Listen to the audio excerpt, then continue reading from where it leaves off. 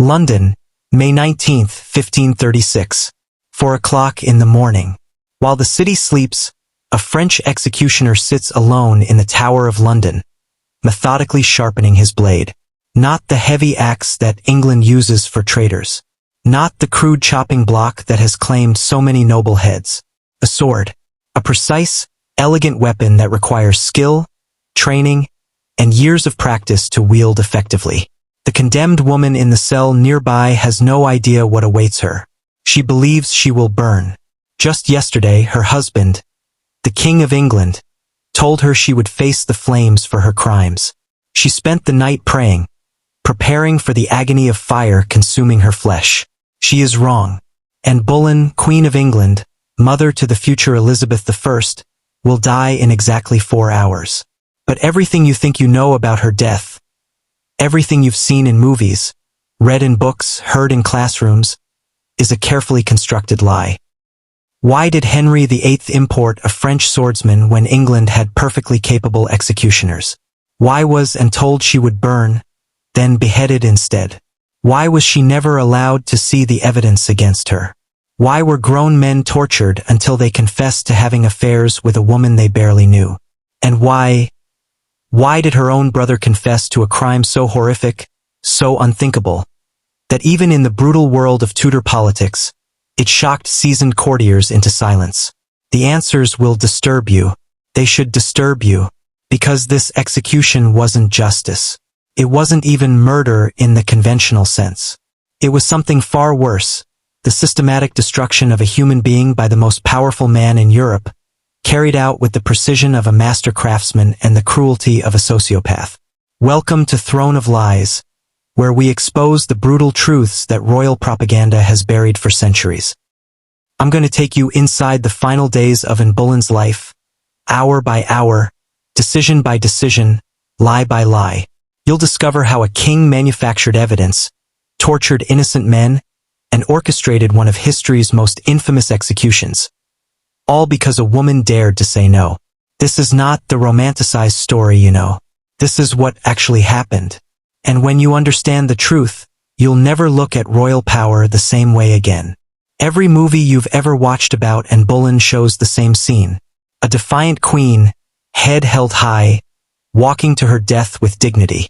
The crowd gasps. The executioner raises his axe. One swift blow and it's over.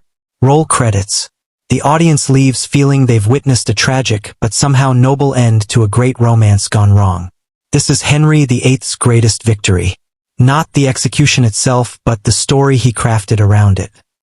A story so compelling, so perfectly constructed, that 500 years later, we're still repeating his lies.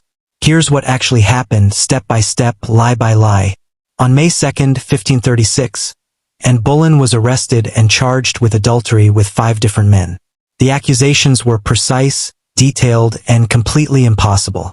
According to the charges, Anne had committed adultery with Henry Norris on October 6, 1533.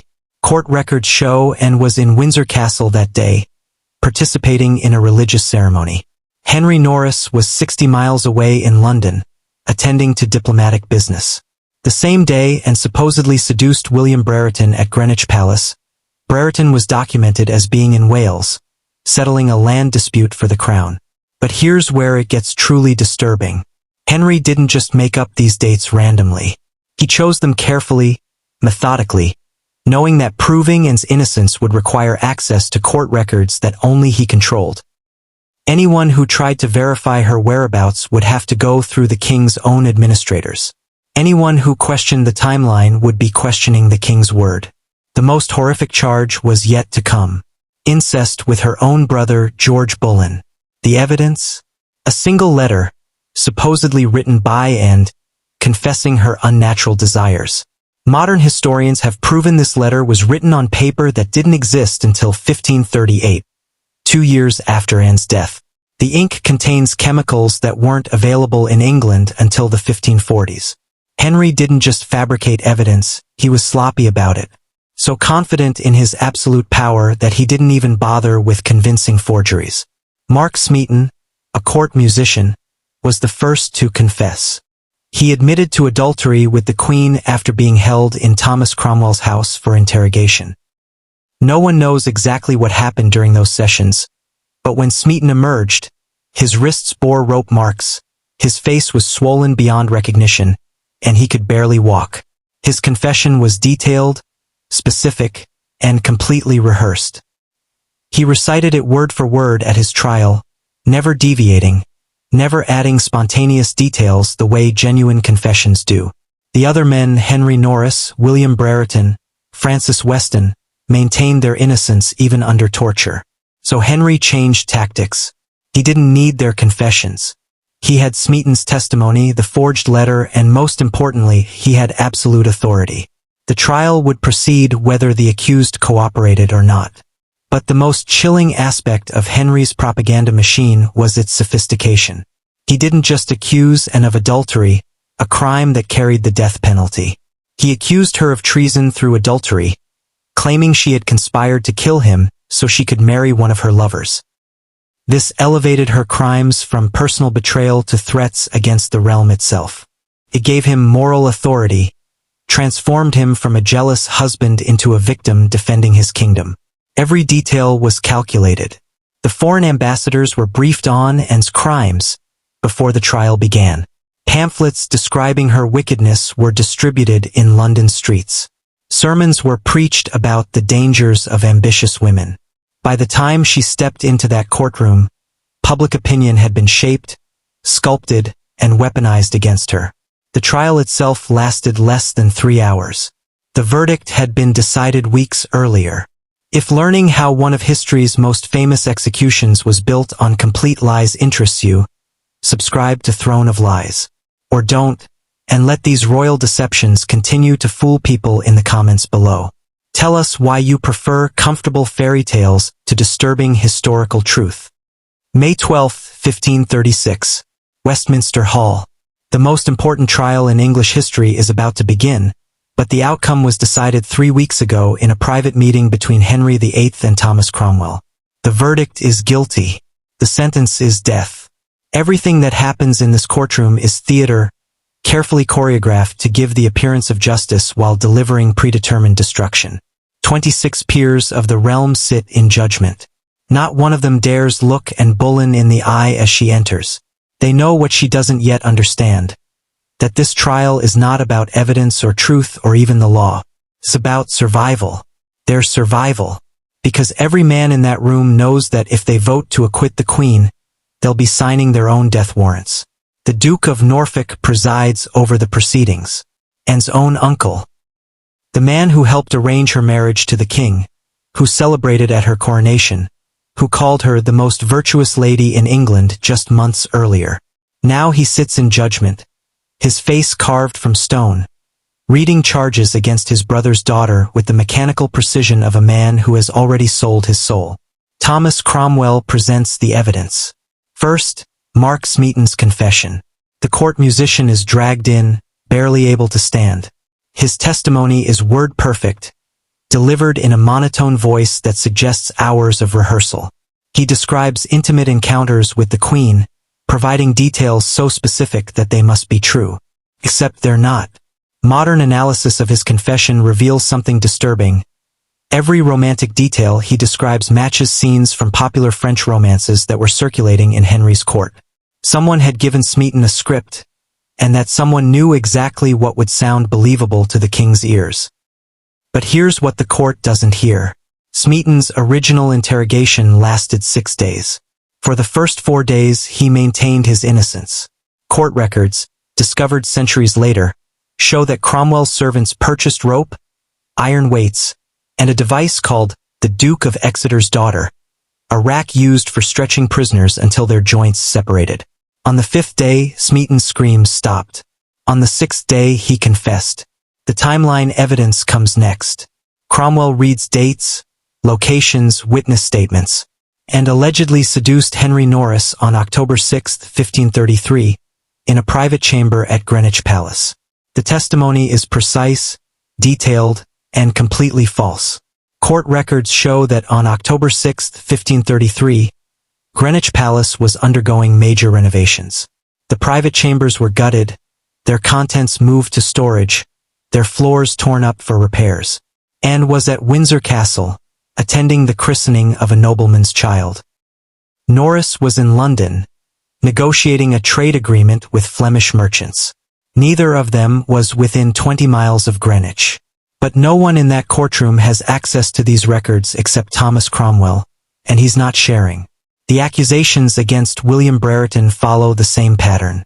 Dates that seem specific and credible, locations that sound plausible, circumstances that could have happened. Except they didn't. Brereton was supposedly intimate with the Queen on December 8, 1533, at Hampton Court. Palace records show Hampton Court was closed that entire month due to an outbreak of sweating sickness. The royal household had evacuated to safer locations. Brereton was in Wales managing Crown lands, his presence documented in dozens of legal papers. Francis Weston's alleged affair is even more absurd. He supposedly confessed his love to and during a tennis match on January 20, 1534, at Whitehall Palace. The confession describes warm weather, outdoor courts, spectators in summer clothing. January 20, 1534, was one of the coldest days in recorded English history. The Thames froze solid. The tennis courts were buried under 3 feet of snow. These aren't random errors. They're deliberate impossibilities, designed to be so specific that they sound credible while being so false that they could never be verified without access to records that Henry controlled absolutely. Then comes the most horrific accusation of all. George Boleyn, Anne's younger brother, is accused of incest with the Queen. The evidence is a letter, supposedly in Anne's handwriting, describing her unnatural desires for her brother. The letter is read aloud in court, its contents so shocking that several peers visibly recoil. Anne herself goes pale, gripping the rail of the dock as though she might collapse. But George Boleyn doesn't collapse. He doesn't deny the charges. Instead, he does something extraordinary and terrifying. He confesses. His confession is detailed, methodical, and completely scripted. He describes meetings with his sister, conversations about their desires, moments of weakness that led to unforgivable acts. His voice never wavers. His story never changes. His details never contradict the evidence presented against him. It's the performance of a man who has been broken completely, whose will has been shattered so thoroughly that he will say anything, confess to anything, if it means the torture will stop. What the court doesn't know is that George Boleyn has been held in the Tower for 10 days. What happened during those 10 days remains one of history's darkest secrets, but the results speak for themselves. A proud nobleman, a decorated soldier, a man who once charged enemy lines without flinching, now stands before his peers confessing to the most degrading crime imaginable. The trial lasts exactly 2 hours and 47 minutes. The deliberation takes 11 minutes. The verdict is unanimous. Guilty on all charges. The sentence is death by burning at the stake, later commuted to beheading at the king's pleasure. And Boleyn stands as the verdict is read, her face expressionless. She has listened to the destruction of her reputation, the fabrication of her crimes, and the condemnation of her soul with the composure of a woman who finally understands the true nature of royal power. She curtsies to her judges, thanks them for their consideration, and requests only that her death be swift. She still believes she will be burned alive. Henry hasn't told her about the French swordsman yet. That final cruelty is still to come. The Tower of London, May 15, 1536. And Boleyn has been condemned to death, but Henry VIII isn't finished with her yet. What happens in the next 4 days reveals a level of psychological cruelty that defies comprehension, even by the brutal standards of Tudor England. Anne is held in the same apartments where she stayed before her coronation 3 years earlier. The same tapestries hang on the walls. The same golden candlesticks sit on the same oak table. The same view of the Thames stretches beyond the same diamond-paned windows. Henry has deliberately chosen to imprison her in the rooms where she once felt triumphant, where she once believed herself untouchable. Every familiar object is now a reminder of how completely her world has collapsed. Sir William Kingston, Constable of the Tower, keeps detailed records of Anne's imprisonment. These documents, hidden in royal archives for centuries, reveal conversations that expose the systematic dismantling of a human mind. Kingston writes to Thomas Cromwell, "The Queen asks repeatedly about the manner of her death. She speaks of it constantly, as though discussing the weather. Yesterday she asked if the executioner was skilled with an axe. Today she wondered if her head would be displayed on London Bridge. She laughs after these questions, but the laughter sounds wrong, hollow, like a bell with a crack in it, and psychological state deteriorates rapidly. She begins talking to herself, carrying on conversations with people who aren't there." Kingston reports, "This morning I found her arguing with an empty chair, defending herself against accusations I could not hear. When I asked whom she was speaking to, she said it was her mother, come to warn her about the flames. Her mother has been dead for 8 years. But the most disturbing aspect of her imprisonment isn't her deteriorating sanity. It's the deliberate manipulation of her fear. Henry sends different messages about her execution method, each more terrifying than the last. On May 16th, she's told she will be beheaded with an axe, the standard execution for nobility. She seems relieved, thanking God for the king's mercy. On May 17th, Cromwell visits to inform her that the king has reconsidered.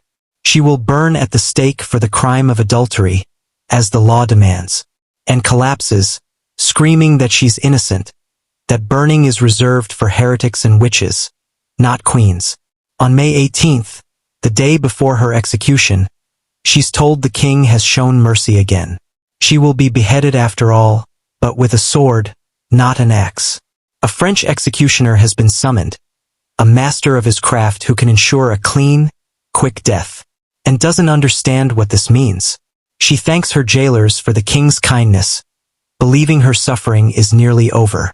She has no idea that Henry's choice of execution method is the most calculated insult of all. Why import a French executioner when England has perfectly capable headsmen? The answer reveals Henry's obsession with controlling every detail of Anne's destruction. English executioners use axes, heavy weapons that require strength but little skill. The condemned kneels, places their head on a block, and the executioner brings the axe down with brute force. It's efficient but messy. Sometimes it takes multiple blows. Sometimes the condemned survives the first strike, screaming and bleeding while the executioner prepares for another swing. French executioners use swords, weapons that require years of training and extraordinary precision. The condemned stands upright, often blindfolded, while the executioner approaches from behind. One perfect cut severs the neck cleanly, instantly. It's considered the most merciful form of execution, reserved for the highest nobility. But Henry's choice has nothing to do with mercy. It's about symbolism, about sending a message that only the most sophisticated minds at court would understand. Anne Boleyn rose to power through her French education, her French manners, her French sophistication. She spoke French fluently, preferred French poetry, dressed in French fashions. She represented everything foreign, everything threatening to English tradition. Now she will die by French methods, executed by a French sword, her head severed by French techniques. Henry is destroying her with the very culture that created her, using her strengths as weapons against her. It's poetic justice in the most twisted sense, revenge elevated to an art form. The French executioner arrives on May 18th. His name is recorded only as Jean, though historians believe he was Jean Rambaud, executioner of Saint Omer in northern France. He brings his own sword, a specially designed weapon lighter than a traditional blade but perfectly balanced for precise cuts. He practices his swing in the Tower courtyard, testing the weight, adjusting his stance, preparing for what he considers the most important performance of his career. Kingston records Jean's conversation with Thomas Cromwell. The Frenchman asked to see the condemned woman, to judge her height and the thickness of her neck.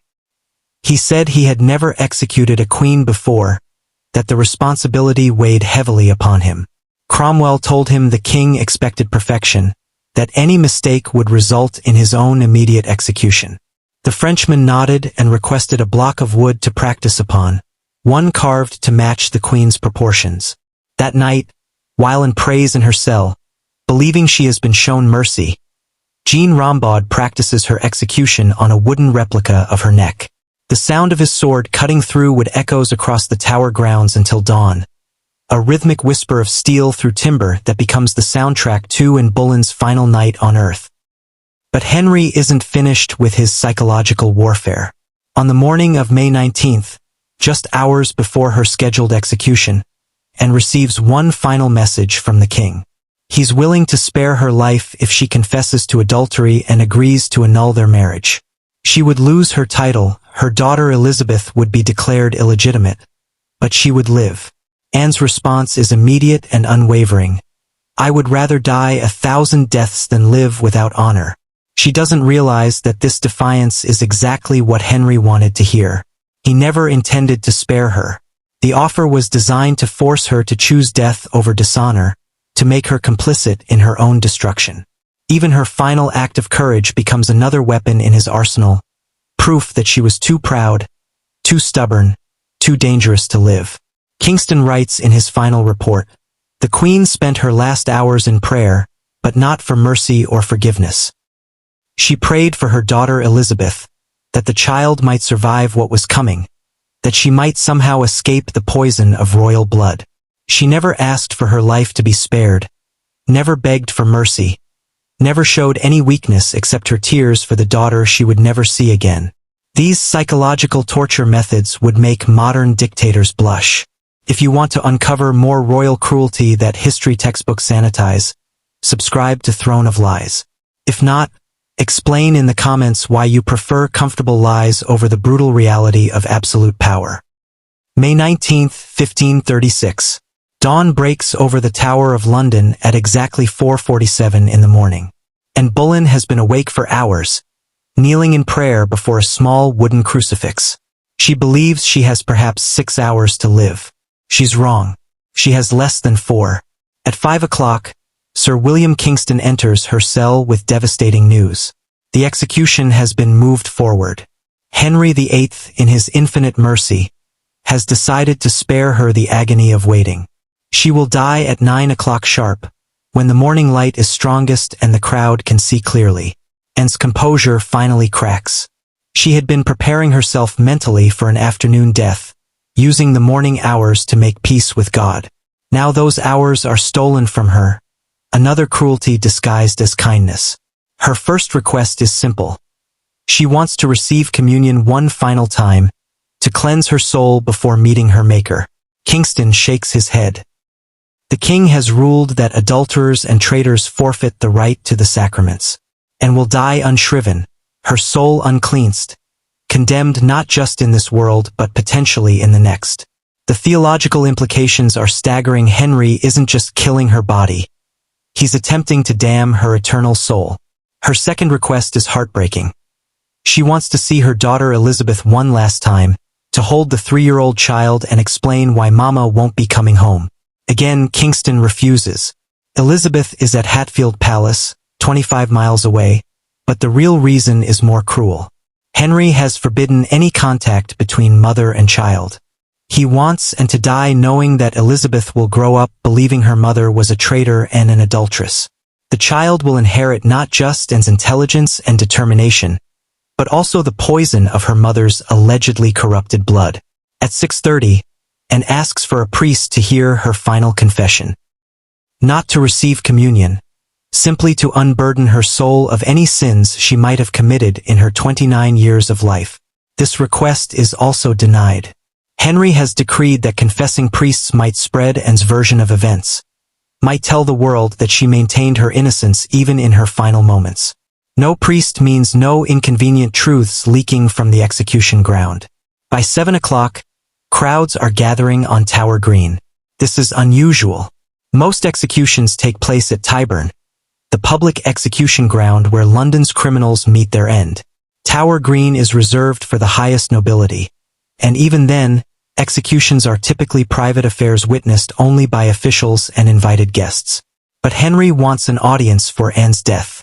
He wants witnesses to spread the story of her final moments, to carry his version of justice throughout England and across Europe. The crowd is carefully curated. Foreign ambassadors occupy the front rows, positioned to send detailed reports back to their respective courts. Spanish representatives sit beside French diplomats, Italian merchants next to German traders. Each will carry news of Anne Boleyn's death to their homelands, spreading Henry's message that England punishes adultery and treason without mercy, regardless of rank or title. Behind the diplomats, London's wealthy merchants and guild leaders fill wooden bleachers erected specifically for this occasion. These are Henry's supporters, men who profited from his break with Rome and his seizure of church lands. Their presence isn't accidental. They're here to demonstrate that England's new religious and economic order stands united behind their king, even when he executes his own wife. At 8:15, Anne is escorted from her cell to a small chapel within the Tower grounds. She kneels before the altar and attempts to pray, but her words are interrupted by the sound of the crowd outside. Laughter, jeering, the sale of food and drink to spectators who view her execution as entertainment. Street vendors hawk meat pies and ale. Children chase each other between the adults' legs. Couples flirt and joke as though attending a fair. Anne's death has become a festival, her final moments transformed into public amusement. At 8:45, she's brought to a small chamber adjacent to Tower Green. Through the window, she can see the scaffold, a simple wooden platform elevated 3 feet above the ground. No chopping block, no headsman's axe, just a small cushion where she will kneel, and Jean Rambaud standing beside it, testing the weight of his sword. The French executioner cuts an elegant figure in his black doublet and leather gloves. His sword, nearly 3 feet long and sharp enough to cut silk scarves in midair, gleams in the morning sunlight. He practices his stance repeatedly, measuring the distance between where Anne will kneel and where he will stand. His movements are graceful, almost dance-like, the performance of a master craftsman preparing for his most important work. At exactly 9 o'clock, Anne Boleyn steps onto the scaffold. The crowd falls silent, 2,000 people holding their breath as the Queen of England faces her final moments. She wears a simple gray gown with a white collar, her famous long black hair covered by a white cap. Around her neck hangs a small golden cross, the only jewelry she's been allowed to keep. Her final speech is brief, measured, and politically brilliant. She doesn't protest her innocence. That would be treason against the king's justice. Instead, she forgives her judges, praises Henry's mercy in allowing her a swift death, and asks the crowd to pray for the king's long and prosperous reign. Every word is calculated to demonstrate her loyalty even in death, to deprive Henry of any excuse to persecute her family further. But her speech contains a hidden message that only the most astute listeners understand. She refers to herself repeatedly as a faithful and true wife, emphasizing the word true in a way that suggests she's speaking in legal rather than moral terms. She's innocent of the charges against her, but she cannot say so directly without committing treason. Her final words are both submission and defiance, surrender and resistance wrapped in language so careful that Henry cannot object without admitting he understands her true meaning. She removes her white cap, revealing the elegant neck that Jean Rambaud has been practicing to sever. Her hair is bound up tightly, exposing the target area with clinical precision. She kneels on the cushion, closes her eyes, and begins to pray silently. The crowd leans forward, expecting the blow to fall immediately. But Jean Rambaud doesn't move. He stands motionless, sword at his side, watching Anne's lips move in silent prayer. Minutes pass. The crowd grows restless. Anne's composure begins to crack. She doesn't understand why the executioner is waiting, doesn't realize that he's been instructed to prolong her psychological torment as long as possible. Finally, after what feels like an eternity, Jean raises his sword. But instead of striking immediately, he calls out in French, "Where is my sword?" Anne's eyes fly open, searching for the weapon she knows is already in his hands. The confusion lasts only seconds, but it's enough to turn her head slightly to the left, exposing her neck at the perfect angle for a clean cut. The sword falls with surgical precision. Anne Boleyn dies instantly, her head severing cleanly from her body and rolling several feet across the platform. Blood sprays across the scaffold, spattering Jean Rambaud's black doublet and pooling around the wooden planks. The crowd erupts in cheers, applause, and scattered cries of "God save the king." But the horror isn't over. What happens next reveals the depth of Henry's contempt for the woman who once ruled his heart and his kingdom. No coffin has been prepared. No burial shroud. No ceremony befitting a queen or even a common criminal.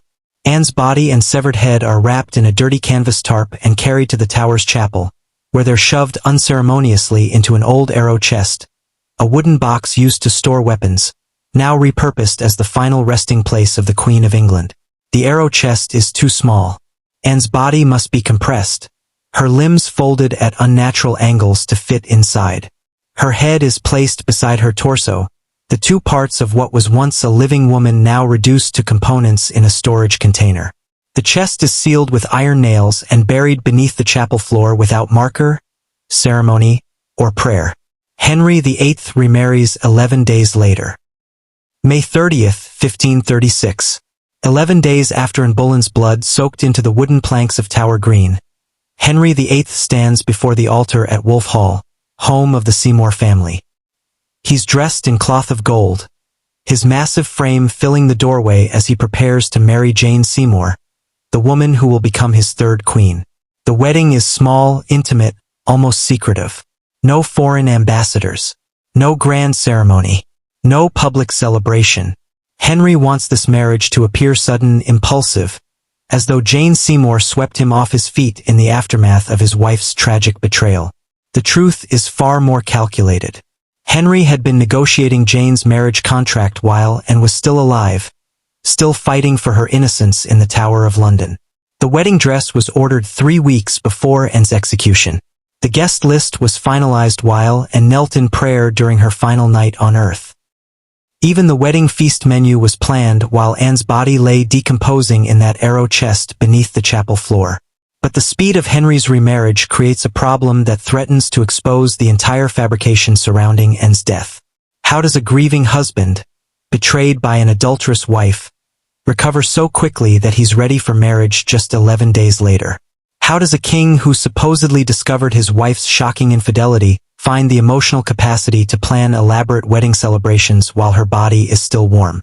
Thomas Cromwell provides the answer with a propaganda campaign that would impress modern spin doctors. Letters are dispatched to every major court in Europe, explaining Henry's remarkable recovery. The king, Cromwell writes, was so disgusted by Anne Boleyn's betrayal that he felt only relief at her death.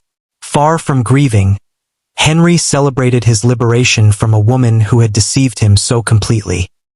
His quick remarriage isn't callousness. It's proof that his love for Anne had died long before her body did. The foreign courts aren't convinced. The Holy Roman Emperor's ambassador writes to his master, "The English king's behavior defies all understanding. Either he is a man of such shallow emotion that his wife's death means nothing to him, or he is a liar of such skill that he has convinced himself of his own deceptions. I am unsure which possibility is more disturbing."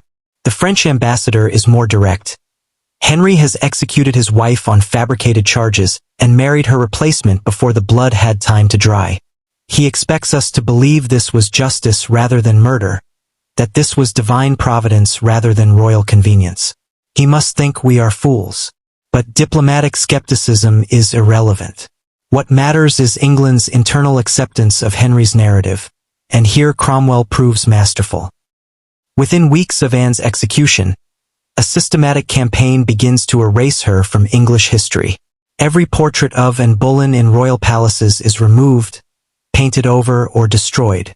Her coat of arms is chiseled off walls, her initials scraped away from jewelry and silverware, her personal belongings burned in palace courtyards. The most chilling aspect of this erasure is its thoroughness. Court records documenting Anne's charitable works disappear. Letters praising her intelligence and education vanish from noble family archives. Even songs written in her honor are banned from court performances. It's as though Anne Boleyn never existed, as though England's previous 3 years were an elaborate dream from which the nation has finally awakened. Royal historians are ordered to revise official chronicles, removing all positive references to Anne and emphasizing her alleged crimes. The revised histories describe her as a seductress who bewitched the king, a foreign-educated woman who corrupted English values, a scheming adulteress who betrayed her marriage vows and threatened the stability of the realm. These fabricated accounts become the official record, taught to schoolchildren and repeated in universities across England. But the most devastating consequence of Anne's execution falls upon her 3-year-old daughter, Elizabeth. On July 1, 1536, Parliament passed the Second Succession Act, formally declaring Elizabeth illegitimate. With a stroke of the royal pen, the child loses not only her mother but also her inheritance, her title, and her place in the royal succession. Princess Elizabeth becomes simply Lady Elizabeth, a bastard child dependent entirely upon her father's uncertain mercy. The psychological impact on Elizabeth is immediate and lasting. Court observers note that the bright, precocious child becomes withdrawn, fearful, constantly seeking approval from adults who might abandon her at any moment. She develops a stutter that will plague her for years, a nervous habit of twisting her hands when spoken to, and an obsessive need to please authority figures who hold her fate in their hands. Lady Margaret Bryan, Elizabeth's governess, writes to Thomas Cromwell in desperation. The child asks daily when her mother will return from her travels. She has been told that Queen and has gone away on a long journey, but she grows suspicious when letters never arrive and visits never materialize. Yesterday she asked if her mother was angry with her, if some misbehavior had caused her mother's absence. I did not know how to answer. How does one explain to a 3-year-old that her mother has been executed for crimes she did not commit? The ripple effects of Anne's destruction spread throughout the English nobility like cracks in ice. Every family that supported Anne's marriage, every courtier who praised her intelligence, every nobleman who attended her coronation now faces potential accusations of complicity in her alleged crimes. Lord Rochford's entire family is investigated for signs of treasonous loyalty to the executed queen. The Earl of Wiltshire loses his properties and titles. Dozens of minor nobles find themselves excluded from court, their careers destroyed by association with a woman who no longer officially existed. But perhaps the most disturbing consequence is the precedent Henry has established. If a queen can be executed on fabricated charges, if evidence can be manufactured and witnesses coerced, if even royal marriage offers no protection from a monarch's displeasure, then no one in England is truly safe. The nobility begins to understand that their titles, their lands, their very lives depend entirely upon maintaining Henry's favor, and that favor can evaporate without warning or justification. Jane Seymour, Henry's new queen, watches these developments with growing terror. She has gained a crown, but she's also inherited Anne Boleyn's position, the most dangerous job in England. Every smile must be perfect, every word carefully chosen, every gesture designed to please a husband who has already proven his willingness to destroy wives who disappoint him. Within months of her marriage, Jane begins showing signs of the same nervous exhaustion that plagued Anne in her final years. She loses weight, develops insomnia, and exhibits the constant vigilance of someone who knows they're being watched for signs of disloyalty. Her ladies-in-waiting report that she speaks Anne's name in her sleep, sometimes crying out warnings about French swordsmen and arrow chests. The message to England's nobility is clear. This is what happens to those who rise too high, who challenge royal authority, who fail to maintain absolute submission to their king. And Boleyn's execution isn't just the death of one woman. It's the birth of a new form of English tyranny, one where royal displeasure equals royal justice, and where the difference between queen and traitor depends entirely upon the monarch's mood. Henry literally erased Anne from history within weeks. If you don't want these stories to be forgotten again, subscribe to Throne of Lies.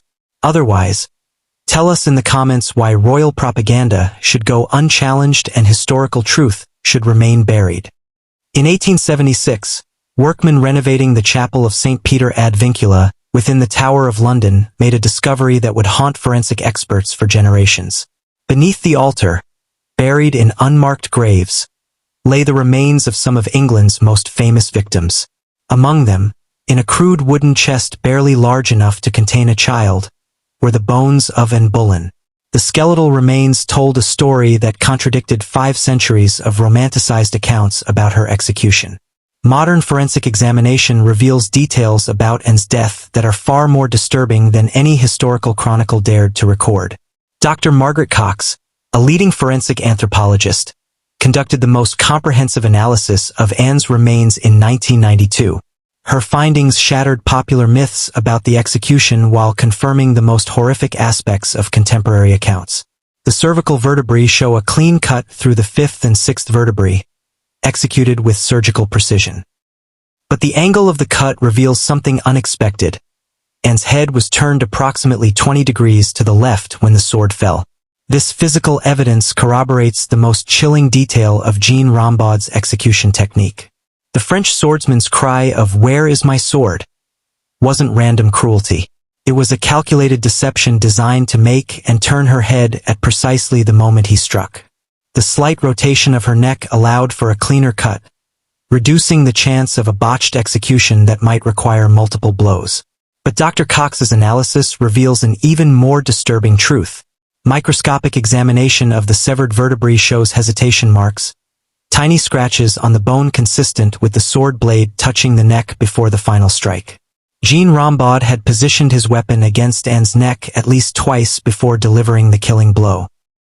She felt the cold steel against her skin, knew the exact moment her death would come, and waited in terror as the executioner prepared himself for the perfect cut. The French sword technique that killed Anne Boleyn was fundamentally different from English execution methods. English headsmen used heavy axes that relied on momentum and brute force. The condemned would kneel with their head on a wooden block, creating a stable target that could absorb the axe's impact. Multiple blows were common, sometimes necessary, but the method was straightforward and required minimal skill. French execution swords were lighter, shorter, and required extraordinary precision. The condemned stood or knelt upright with no supporting block. The executioner had to sever the neck with a single perfect cut, requiring years of training and absolute confidence. The margin for error was non-existent. A miscalculation of angle, distance, or timing could result in a glancing blow that wounded rather than killed, prolonging the victim's agony indefinitely. Contemporary medical texts describe the physiological reality of sword executions with clinical detachment. Dr. Andreas Vesalius, the renowned anatomist who published his revolutionary work on human anatomy just 7 years after Anne's death, examined several sword execution victims and documented his findings in disturbing detail. According to Vesalius, consciousness persists for approximately 15 to 20 seconds after decapitation, as the brain continues to function using residual oxygen in the blood.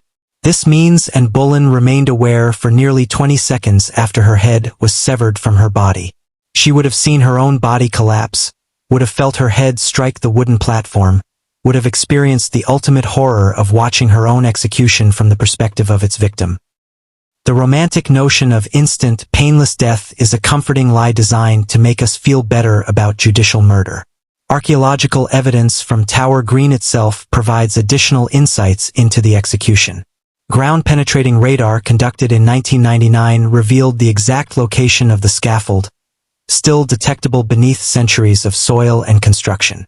Core samples from the execution site contain traces of iron-rich sediment consistent with large quantities of spilled blood, along with fragments of 16th-century fabric that likely came from Anne's gray execution gown. But perhaps the most chilling archaeological discovery was made in 2003, when restoration work on the tower's walls uncovered a small chamber directly adjacent to Tower Green. Inside this room, archaeologists found the remains of a wooden target, a practice block carved to match the proportions of a human neck. Tool marks on the wood match the blade pattern of French execution swords, confirming that Jean Rambaud spent Anne's final night practicing her death on a wooden replica of her body. The practice target shows dozens of cut marks, evidence that the executioner rehearsed the stroke repeatedly until he achieved perfect precision. Some cuts are shallow, others deep, suggesting he experimented with different angles and approaches before settling on the technique that would kill Anne Boleyn. The wooden neck became Anne's surrogate, absorbing blow after blow as Jean perfected the method of her destruction. Comparison with other Tudor executions reveals the unique cruelty of Anne's death. When Henry executed his fifth wife, Catherine Howard, 5 years later, he used a traditional English axe and block. The execution required 3 blows, but Catherine was unconscious after the first strike. When he executed Thomas More and John Fisher, both men were granted the dignity of quick deaths with minimal suffering. Only Anne Boleyn received the elaborate, precise, psychologically torturous death that Henry designed specifically for her. The French sword wasn't mercy, it was the most sophisticated form of revenge available to a 16th-century monarch, combining physical precision with psychological torment to create an execution that was both flawlessly efficient and deliberately cruel. Modern forensic analysis also reveals details about Anne's final moments that contemporary accounts omitted. Stress fractures in her finger bones suggest she gripped something tightly during her final hours, likely a crucifix or prayer book. Chemical analysis of her hair shows elevated levels of cortisol, the stress hormone, indicating that she experienced extreme psychological pressure for weeks before her death. Most disturbing of all, isotope analysis of her bones reveals evidence of malnutrition during her final imprisonment. Anne Boleyn, Queen of England, was slowly starved during her final days, receiving barely enough food to sustain life. This wasn't neglect, it was deliberate weakening designed to ensure she would be too feeble to resist or create a scene during her execution. The physical evidence paints a picture of an execution planned with meticulous attention to every detail of Anne's suffering, from the psychological manipulation of her final days to the precise choreography of her death. Henry VIII didn't just want Anne Boleyn dead. He wanted her destroyed completely, in body, mind, and spirit, with a level of systematic cruelty that defies comprehension even by the brutal standards of his era. Anne Boleyn's execution on May 19, 1536, didn't just end one woman's life. It fundamentally altered the nature of royal power in England and established a precedent that would echo through centuries of European politics. What Henry VIII accomplished that morning wasn't simply murder disguised as justice. It was the birth of a new form of absolute monarchy, one where royal marriage became a weapon of state control and where queens existed at the complete mercy of their husbands' political calculations. The immediate impact was felt across every royal court in Europe. Marriage negotiations that had once focused on dowries, territories, and diplomatic alliances suddenly included new considerations. What happens when the king grows tired of his wife? How does a royal bride protect herself from fabricated charges? What legal safeguards exist when the law itself becomes the instrument of royal revenge? The answer, as Anne's death demonstrated, was none. Absolute power meant exactly that. The ability to destroy anyone, including one's own wife, without meaningful opposition or accountability. Henry had proven that marriage contracts, coronation oaths, and royal bloodlines offered no protection against a monarch's displeasure. But perhaps the most lasting impact of Anne's execution was the precedent it established for royal divorce through judicial murder. When Henry grew tired of his subsequent wives, he already possessed the template for their destruction. Catherine Howard would follow and to the executioner's block 5 years later, condemned on similarly fabricated adultery charges. The pattern was established. Inconvenient wives didn't receive annulments. They received death sentences. Modern historical reassessment has completely vindicated Anne Boleyn's innocence. Every piece of evidence used to convict her has been systematically debunked by contemporary historians. The timeline of her alleged affairs has been proven impossible. The confessions extracted from her supposed lovers show clear signs of torture-induced fabrication. The letter allegedly written in her hand confessing to incest with her brother has been forensically analyzed and confirmed as a forgery created years after her death. Yet, for nearly 5 centuries, Henry's propaganda campaign succeeded. Anne Boleyn remained history's most famous adulteress, a cautionary tale about ambitious women who reached too high and fell too hard. Only in the past 50 years have serious historians begun to recognize her execution for what it was: the judicial murder of an innocent woman by a king who had transformed absolute power into absolute corruption. Anne Boleyn's story matters because it reveals the true nature of unchecked authority. When one person possesses the power to rewrite laws, manufacture evidence, and execute anyone who challenges their will, the result isn't justice. It's systematic tyranny disguised as legal procedure. Her death wasn't an aberration of royal behavior. It was the logical conclusion of absolute power operating without constraint, accountability, or opposition. Every subsequent royal marriage in European history would be conducted in the shadow of Anne Boleyn's execution. Queens learned to watch their words, measure their influence, and remember that their crowned heads rested on necks that could be severed at their husband's pleasure. Kings learned that wives, like any other political inconvenience, could be eliminated through careful manipulation of legal systems they controlled absolutely. The precedent established by Anne's death extended far beyond royal marriages. If a queen could be executed on fabricated charges, then anyone could be destroyed through the careful application of manufactured evidence and tortured confessions. Anne Boleyn's execution became the template for political elimination that would be refined and repeated by absolute monarchs across Europe for centuries to come. Anne Boleyn was executed on fabricated charges because one man couldn't handle rejection and needed to eliminate a woman who threatened his absolute control. If you think more people should know how absolute power actually works, how kings manufacture justice to serve their personal vendettas, subscribe to Throne of Lies. If you don't subscribe, at least tell us in the comments what excuse you'll use to avoid confronting the brutal reality of unchecked authority. We expose the lies that crowns have buried for centuries, the propaganda that transformed judicial murders into romantic tragedies, the systematic deceptions that let tyrants masquerade as heroes. Subscribe to Throne of Lies if you want the real stories behind history's most carefully constructed royal myths. Don't subscribe if you prefer comfortable fairy tales about noble kings and tragic queens, but explain your reasoning in the comments below. Tell us why you choose willful ignorance over historical truth, why you prefer Henry's version of events over documented evidence, why you'd rather believe propaganda than face the reality of what absolute power actually means.